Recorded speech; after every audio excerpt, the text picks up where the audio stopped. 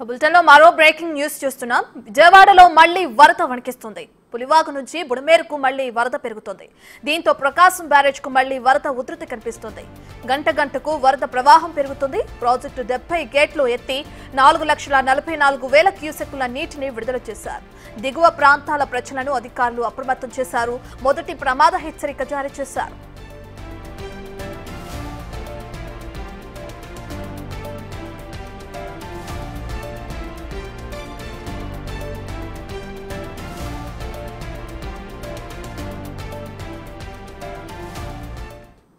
కిదాంశానికి సంబంధించి పూర్తి డీటెయిల్స్ మా ప్రతినిధి మల్లికార్జున్ లైవ్ లో అందిస్తారు.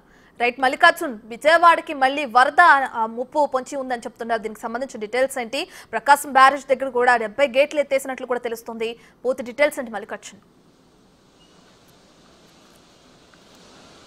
ప్రకాశం బ్యారేజ్కి సంబంధించి మొన్నే రికార్డు స్థాయిలో 120 సంవత్సరాల రికార్డును కూడా మరోసారి బ్రేక్ చేసిన ప్రకాశం బ్యారేజ్ కనిపిస్తూ ఉంది. ఎందుకంటే ప్రకాశం బ్యారేజ్ కట్టి 70 సంవత్సరాలు అయినా ఈ ఫ్లోలో ఏదైతే ఉందో ఈ ఫ్లోలో దాదాపుగా 120 సంవత్సరాల క్రితం 11 లక్షల దాకా అంటే 10,94,000 వరకు కూడా క్యూసెక్కుల నీరు అనేది ప్రకాశం బ్యారేజ్ వైపు ఇటు రావడం జరిగింది. ఈ నేపథ్యంలోనే మొన్న రీసెంట్గా 4 రోజుల క్రితం 11,44,000 క్యూసెక్కుల నీరు అనేది కూడా ఇక్కడి నుంచి ఫ్లో అవడం జరిగింది. ఈ సమయంలోనే బుడమేరుకు గండ్లు పట్టడంతో కూడా ఇటు విజయవాడ నగరానికి మొత్తం కూడా నగరంలో ఉన్న సగం ప్రాంతం మొత్తం కూడా వరదతో పూర్తిగా నిండిపోయిన పరిస్థితి కనిపిస్తూ ఉంది. ఎగువన కురుస్తున్న ఇటు తెలంగాణ, కర్ణాటక అటు సైడ్ ఎగువన కురుస్తున్న కృష్ణమ్మ అక్కడ వరదలు ఆ వాటర్ అంతా కూడా ఇటు ప్రవహిస్తూ బంగాళాఖాతంలో కూడా కలవబోతా ఉన్నాయి. అంశలదీప్ వద్ద కూడా బంగాళాఖాతంలో కలవబోతా ఉన్నాయి. మేజర్గా ఇంకా చివరిగా మిగిలిన బ్యారేజ్ ఏదైతే ఉందో ప్రకాశం బ్యారేజ్, దానికి ప్రస్తుతం 4,50,000 వరకు ఇన్ఫ్లో అయితే కంటిన్యూ అవుతున్న పరిస్థితి కనిపిస్తూ ఉంది. పూర్తిగా 70 గేట్లను కూడా పూర్తిగా ఎత్తేసి వచ్చిన వాటర్ని మొత్తాన్ని కూడా దిగువకు బంగాళాఖాతంలో కూడా అధికారులు వదిలివేస్తున్న పరిస్థితి కూడా కనిపిస్తూ ఉంది. దీంతో మొన్న జరిగిన ఏదైతే ఉందో వరద వచ్చిన సమయంలో బోట్లకు సంబంధించి ప్రకాశం బ్యారేజ్ వద్ద కంటిన్యూగా వర్క్ అయితే జరుగుతున్న పరిస్థితి కనిపిస్తూ ఉంది. ఒక పక్క కంటిన్యూగా మరమ్మతులు జరుగుతూనే ఉన్నాయి. మరో పక్క ప్రకాశం బ్యారేజ్కి వరద కూడా వస్తున్న పరిస్థితి కనిపిస్తూ ఉంది. నిన్న ఉదయం 1,80,000కు పైగా కూడా వరద అనేది రావడం జరిగింది. ఫ్లో అనేది అక్కడ కంటిన్యూ అవడం జరిగింది. ఈ రోజు చూస్తే కనుక అంటే ఒక 24 గంటల్లోనే 3 లక్షలకు పైగా వరద నీరు అనేది వ్యాపించిన పరిస్థితి కనిపిస్తూ ఉంది. ఈ వరద అనేది ఇంకా కంటిన్యూ అవుతుందని కూడా చెప్తా ఉన్నారు. మరింత పెరిగే అవకాశం కూడా ఉందని చెప్తా ఉన్నారు. ఏదైతే మొదటి ప్రమాద హెచ్చరిక 3,96,000 వద్ద మొదటి ప్రమాద హెచ్చరికను కూడా జారీ చేస్తారు. అప్పుడు ఎప్పుడైతే మధ్యాహ్నం 3,96,000 దాటిందో అప్పుడే మొదటి ప్రమాద హెచ్చరికని అధికారులు జారీ చేయడం జరిగింది. రెండో ప్రమాద హెచ్చరిక 5,66,000 వద్ద కూడా జారీ చేస్తారు. 5 కనుక రీచ్ అయితే రెండో ప్రమాద హెచ్చరిక కూడా జారీ చేసే అవకాశం ఉంది.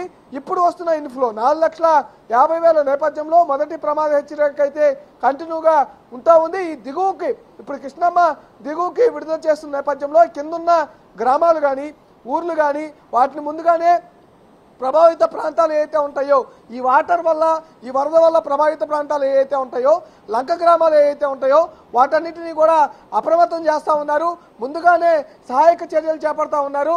ముందుగానే శిబిరాలకు ఏవైతే శిబిరాలు ఉన్నాయో ఆ శిబిరాలకు ప్రజల్ని తరలిస్తూ ఉన్నారు.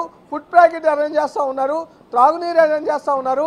వాళ్ళకి సంబంధించి అన్ని సహాయక చర్యలు, ఎందుకంటే ఇప్పుడు సీజనల్ వ్యాధులు ఎక్కువగా ప్రబలే అవకాశం ఉన్న నేపథ్యం కాబట్టి నిజంగా వీళ్ళకందరికీ కూడా వైద్యకు సంబంధించిన సేవలని కూడా అప్రమత్తంగా చేస్తున్న పరిస్థితి కనిపిస్తుంది. ఇప్పటికే ఒక విపత్తుని విజయవాడ నగరం ఎదుర్కొన్న పరిస్థితి కూడా కనిపించింది.